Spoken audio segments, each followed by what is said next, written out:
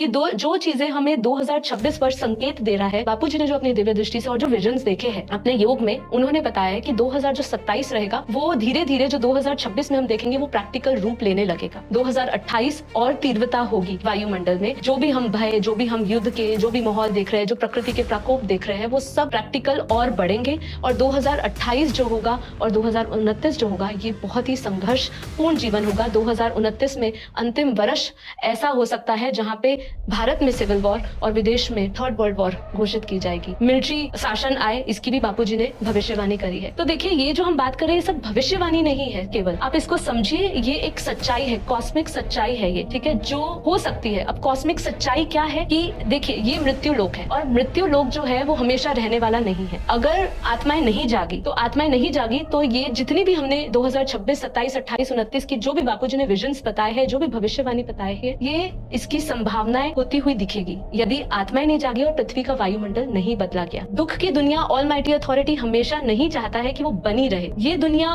क्यों बदलेगी, ये भी हमें जानना चाहिए कि इसके बदलने की जरूरत ही क्या है। जो दिख रहा है अभी, जो हमें हाल ही में दिख रहा है, उसके हिसाब से सोच के देखिए कि क्या आज हमारी चेतना इतनी गिर नहीं गई है, क्या वायुमंडल इतना गिर नहीं गया है कि हम ये सोच रहे हैं कि कोई आएगा, कल्कि अवतार आएगा और कुछ परिवर्तन बहुत बड़ा आएगा।